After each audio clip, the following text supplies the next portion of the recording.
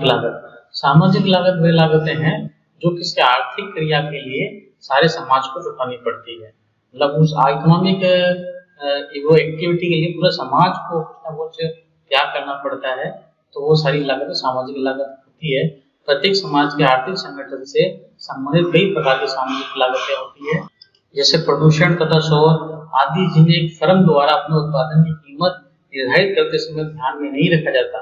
सामाजिक लागत किसी एक फर्म या व्यक्ति की अवसर लागत ना हो, सारे समाज की अवसर लागत होती है। तात्पर्य यह है कि जो प्रदूषण है, शोर है, इससे क्या होता है कि वहाँ पे रहने वाले लोगों को कई प्रकार की परेशानियां होती है, फिर उनको बीमारी होती है तो डॉक्टर के पास जाते हैं। तो इस प्रकार की कई ऐसी लागतें होती है जो कि सारे समाज को उठानी पड़ती है, जैसे वायु प्रदूषण, जल प्रदूषण, शोर का भार सारा। देखिए, व्यक्तिगत लागत का भार केवल उस व्यक्तिगत फर्म को उठाना पड़ता है जो उस वस्तु का उत्पादन करती है। आधुनिक अर्थशास्त्र के शब्दकोश के अनुसार क्या होता है कि किसी वस्तु की सामाजिक लागत की परिभाषा मुद्रा की उस मात्रा के रूप में की जा सकती है जो उस वस्तु के उत्पादन के कारण जिन लोगों को हानि उठानी पड़ती है उन्हें क्षतिपूर्ति करके उपयोगिता के पूर्ण स्तर पर कायम रखने के लिए पर्याप्त होती है। इस प्रकार से जो कॉर्पोरेट सोशल रिस्पॉन्सिबिलिटी आई है, तो इसी कारण से आई है कि भाई जो समाज को उन्होंने नुकसान पहुंचाया वो समाज के प्रति उनका कुछ उत्तरदायित्व है। ठीक है, तो इस प्रकार से सामाजिक लागत होती है जो पूरे समाज को उठानी पड़ती है। Social cost of a given output is defined as the sum of money which is just adequate when paid as a compensation to restore to their original utility levels all who lose as results of the production of the output. सामाजिक लागतें वह लागत है जो सारे समाज को किसी वस्तु को उत्पादन करने के लिए चुकानी पड़ती है। उदाहरण के लिए कपड़े के उत्पादन के दौरान कपड़ा मिलों की चिमनियों से जो धुआं फैलता है, उसके कारण फलस्वरूप लोगों को अपने कपड़ों की धुलाई पर अधिक खर्च करना पड़ेगा। वायु के स्वास्थ्य खराब होने के फलस्वरूप लोगों को चिकित्सा पर धन खर्च करना पड़ेगा। ये सब खर्च निजी फर्म को नहीं करने पड़ते हैं, बल्कि इसका बोझ समाज को उठाना पड़ता है। इसलिए इस प्रकार के खर्चों को सामाजिक लागत। अन्य शब्दों में किसी वस्तु या सेवा की सामाजिक लागत में उस वस्तु या सेवा के उत्पादकों द्वारा खर्च की गई लागत, निजी लागत अथवा लोगों द्वारा लगाई जाने वाली जो ऋणात्मक बाध्यता नेगेटिव एक्सटर्नल्स का अनुभव करते हुए भारी लागतें भी शामिल होती है। निजी लागत, प्राइवेट कॉस्ट। निजी लागत वह लागत होती है जब फर्म को किसी वस्तु का उत्पादन करने के लिए खर्च करनी, मतलब जो कोई भी वस्तु उत्पादन हो रही है उसके लिए जो खर्च करना पड़ता है उत्पादक को, वो सभी निजी लागतें कहलाती है। ये स्पष्ट लागतें भी हो सकती है और प्रोफेसर मिलर के अनुसार निजी लागत वह लागत है जो किसी फर्म या व्यक्तिगत उत्पादक को अपने स्वयं के निर्णयों के कारण खर्च करनी पड़ती है। जैसे कपड़ा बनाने वाली फर्म को कच्चा माल, मजदूरी, किराया, बिजली आदि पर जो धन व्यय करना पड़ता है वह निजी लागतें होती है। तो एक्चुअली सामाजिक लागत और निजी लागत में अंतर पाए जाने का मुख्य कारण भारी लागतें होती है। भारी लागत कौन सी होती है? भारी लागत वह लागत होती है जो उन लोगों को उठानी पड़ती है जो वस्तु के उत्पादन के फलस्वरूप ऋणात्मक बाध्यता एक्सटर्नल्स का अनुभव करते हैं। संक्षेप में निजी लागत जो बराबर है सामाजिक लागत माइनस भारी लागत के। तो भारी लागत वो हुई जो कि उत्पादन प्रक्रिया में सीधी स्पष्ट रूप से लागत नहीं आती, परंतु दूसरे व्यक्ति को उठानी पड़ रही है। नेक्स्ट है स्पष्ट लागतें। स्पष्ट लागतें जो होती है वो होती है एक फर्म को कई आगत खरीदने या किराए पर लेने पड़ते हैं। उस फर्म द्वारा उन भारी व्यक्तियों को जो श्रम, कच्चा माल, मतलब जो भी उत्पादन के साधनों को लगाने के लिए उनको जो मौद्रिक भुगतान किया जाएगा, जो साफ और स्पष्ट रूप से दिख रही है, उनके रूप से जो मौद्रिक भुगतान होते हैं वो सारे स्पष्ट लागत में आते हैं, जो कि मौद्रिक रूप से दिखाई दे रहे हैं। कच्चा माल, ईंधन, यातायात, चालक शक्ति आदि की पूर्ति करते हैं।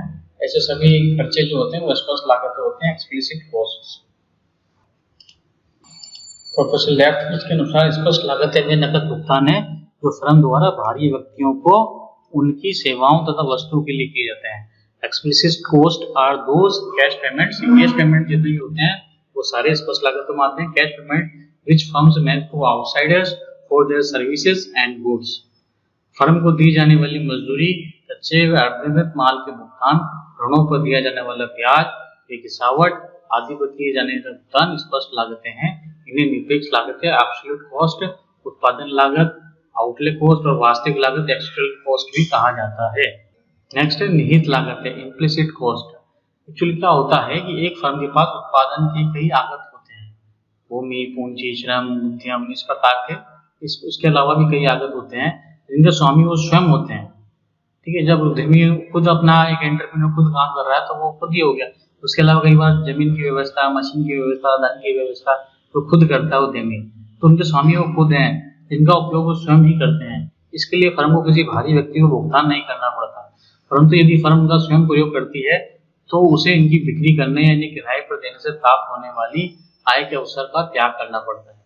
उदाहरण के लिए, जब एक फर्म अपनी इमारत का स्वयं प्रयोग करती है तो उसे किसी को किराया नहीं देना पड़ता। खुद ही ने खुद की बिल्डिंग में कार्य का उत्पादन कर दिया है तो उसे किसी को किराया नहीं देना पड़ता।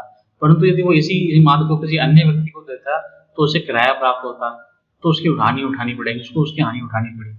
तो अर्थशास्त्र में एक फर्म के अपने साधनों के प्रयोग की अवसर लागत को निहित लागत कहते हैं, यानी इम्प्लिसिट कॉस्ट हो गया। ये भी अवसर लागत की तरह ही हो गया, परंतु इसमें क्या हो रहा है कि उद्यमी जो है वो स्वयं के वस्तुओं का उपयोग कर रहा है अपने उत्पादन के लिए। प्रोफेसर लेफ्टविच ने क्या बताया इसके बारे में? लेफ्टविच की निहित लागत स्वयं के स्वामित्व एवं स्वयं के द्वारा लगाए गए साधनों की लागत होती है। Implicit cost of self on and self employment resources. तो यहाँ हम इम्प्लिसिट कॉस्ट में आती है सेल्फ ऑन और सेल्फ एम्प्लॉयड जो रिसोर्स होता है ना, उनका प्रयोग करते हैं। और यदि हम उनको किसी दूसरे को देते हैं तो हमें उसके बदले में आय प्राप्त होती है, परंतु उसका प्रयोग हम खुद कर रहे हैं तो हमें उसके बदले में कोई आय प्राप्त नहीं हो रही है। तो एक फर्म के लिए निहित लागत है वे मौद्रिक भुगतान है जिन्हें फर्म अपने साधनों के सर्वश्रेष्ठ वैकल्पिक प्रयोग को बेचकर या किराए पर देकर प्राप्त कर सकती है। स्पष्ट लागतों की तरह निहित लागतें भी फर्म के द्वारा किए जाने वाला त्याग ही है। ठीक है, परंतु स्पष्ट लागतों के विपरीत इनका भुगतान दूसरे लोगों को नहीं किया जाता, क्योंकि स्पष्ट लागतों में तो हमने भूमि, पूंजी, श्रम, उद्यम जो उनकी अरेंजमेंट किया उसको पेमेंट किया, डायरेक्ट मौद्रिक भुगतान किया, तो वो हमें साफ साफ और स्पष्ट दिखाई दे रहा है। परंतु स्पष्ट लागतों के विपरीत इनका भुगतान दूसरे लोगों को नहीं किया जाता। निहित लागतें स्वयं स्वामित्व और स्वयं प्रयोग वाले साधनों के उस आरोपित मूल्य इम्प्यूटेड वैल्यू के बराबर होती है जिससे वे सर्वश्रेष्ठ वैकल्पिक प्रयोग में प्राप्त कर सकते हैं। एक अर्थशास्त्री के लिए किसी साधन की निहित लागत उस कीमत के बराबर होती है जो फर्म को उत्पादन करने के लिए अपने स्वयं के साधन के स्थान पर किसी अन्य फर्म के साधन का प्रयोग पर खर्च करनी पड़ती है। जैसे उदाहरण लिया, उदाहरण के लिए राम किताबों की दुकान का अकेला मालिक है, सोल प्रोप्राइटर है, दुकान की इमारत उसकी अपनी है, वे अपने व्यवसाय में स्वयं अपनी पूंजी लगाता है तो स्वयं ही काम करता है। इस प्रकार यदि उसे अपना व्यवसाय चलाने के लिए किसी अन्य व्यक्ति को किराया, मजदूरी या ब्याज के रूप में कोई भुगतान नहीं करना पड़ता है, अर्थात कोई स्पष्ट लागतें नहीं लगानी पड़ती, परंतु उसे किराया, ब्याज और मजदूरी के रूप में निहित लागतें इम्प्लिसिट कॉस्ट स्वयं सहन करनी पड़ती है। अपनी दुकान को किसी अन्य व्यक्ति को किराए पर ना देकर 400 रुपये महीना कमा सकता है। इस प्रकार अपनी दुकान की इमारत को स्वयं प्रयोग करके किराए के रूप में जो 400 रुपये की उस आय हो सकती थी, उस आय का त्याग करना पड़ रहा है। यदि राम अपनी दुकान स्वयं नहीं चलाता तो किसी दूसरे को देता, वेतन कर सकता था, परंतु अपने स्वयं के व्यवसाय चलाने के कारण उसे वेतन का त्याग करना पड़ा। राम को अपना स्वयं का व्यवसाय चलाते रहने के लिए जितनी न्यूनतम आय मिलनी चाहिए वे क्या होगा, वो सामान्य लाभ कहलाएगा। मतलब अपना व्यवसाय चलाने के लिए जो उसे आय चाहिए वो सब सामान्य लाभ कहलाएगी। अदर कुल लागत और स्पष्ट लागत निहित लागत दोनों में शामिल होती है। तो टोटल कॉस्ट में क्या हो गया, स्पष्ट लागत भी हो गई और निहित लागत भी हो गई, दोनों शामिल होती है। ये हमारा सामान्य रूप से जो लागत के प्रकार होते हैं, रूप होते हैं, उसके बारे में हमने अध्ययन किया। धन्यवाद।